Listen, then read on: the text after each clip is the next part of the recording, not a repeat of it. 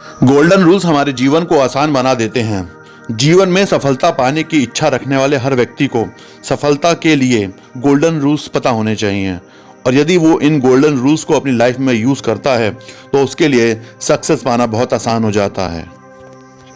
दोस्तों, आज मैं आपसे प्राचीन भारतीय ग्रंथों में बताए गए 5 सक्सेस मंत्र आपके साथ डिस्कस करने जा रहा हूं। तो लेट्स स्टार्ट। काकचेष्टा बको ध्यानम श्वान निंद्रा तथा वचय अल्पाहारी गृह त्यागी विद्यार्थी पंचलक्षणा। दोस्तों, काकचेष्टा यानी कौवे की तरह चेष्टा करना। हम सभी ने अपने बचपन में कौवे की चेष्टा वाली कहानी पढ़ी है।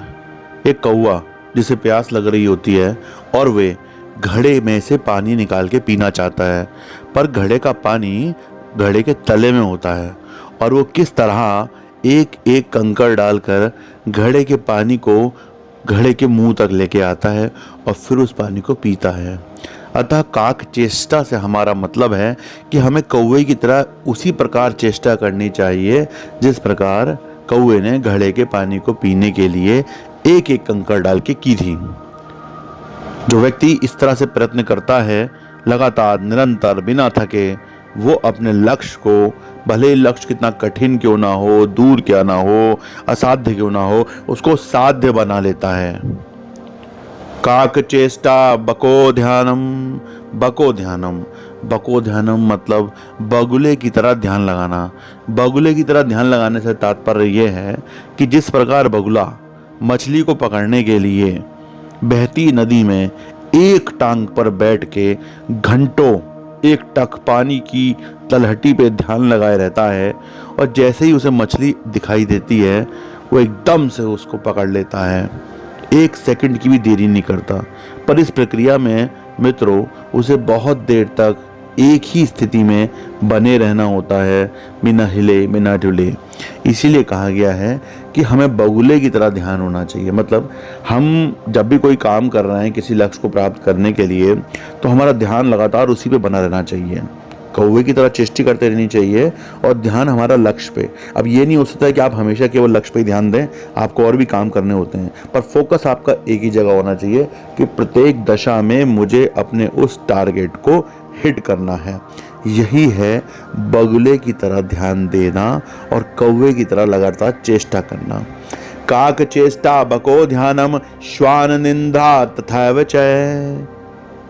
श्वान निंद्रा यानी कुत्ते की नींद, कुत्ते की तरह सोना है हमें। आपने कुत्ते को देखा होगा, कुत्ता जब रात में सो रहा होता है और जरा सी भी खटपट की आवाज आती है, कुत्ता जो उत्साह से परिपूर्ण होता है एकदम से खड़ा हो जाता है और भौंकना शुरू कर देता है।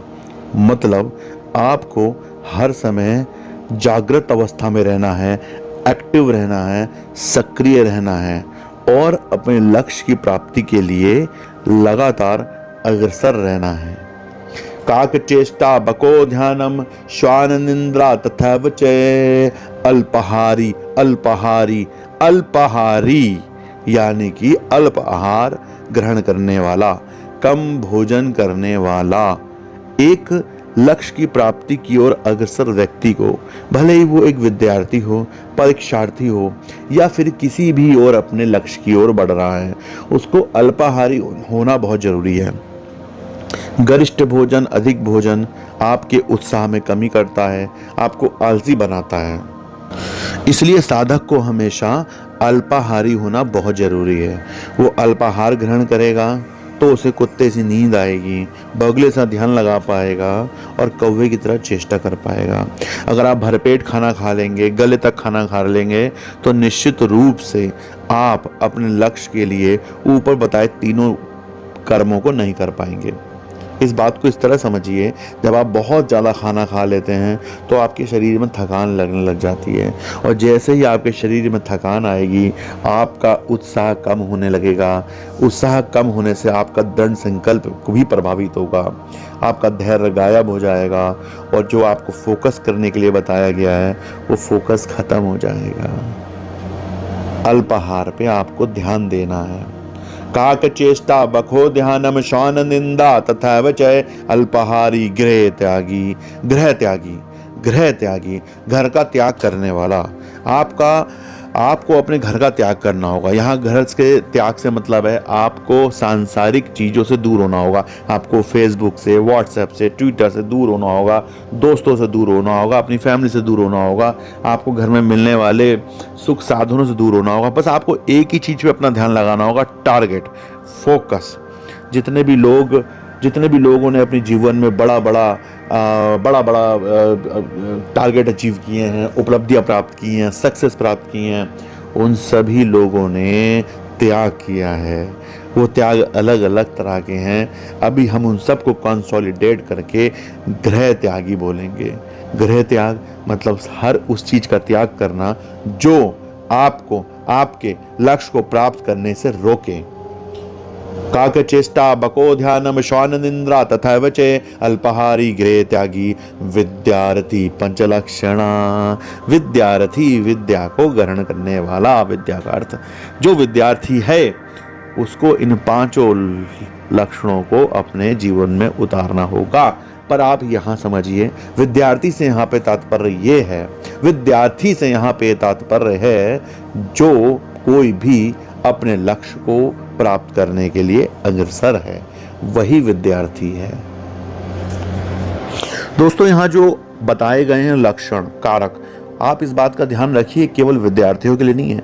ये जीवन में हर फैक्टर, हर जगह ये लागू होते हैं। भले कोई एक सिपाही हो, भले कोई विद्वान हो, भले कोई एंटरप्रेन्योर हो, कोई बिजनेसमैन हो, कोई परीक्षार्थी हो, कोई आईएएस और पीसीएस की तैयारी करने वाला कॉम्पिटिटर हो, या एक मामूली सा परीक्षार्थी हो, विद्यार्थी हो, या कोई साधक हो, या आप कोई टीवी के एंकर बनना चाहते हैं, या आप कोई हीरो हीरोइन बनना चाहते हैं, या फिर आप कोई टीचर बनना चाहते हैं। कोई भी जीवन में लक्ष्य अगर आपको प्राप्त करना है तो उसके लिए आपको इन 5 नियमों का पालन करना होगा, और तब आपसे सफलता दूर नहीं रहेगी।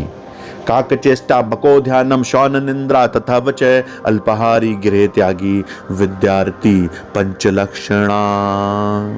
दोस्तों, अगर आपको ये वीडियो अच्छी लगी तो प्लीज़ लाइक एंड शेयर कीजिएगा और सब्सक्राइब कीजिएगा।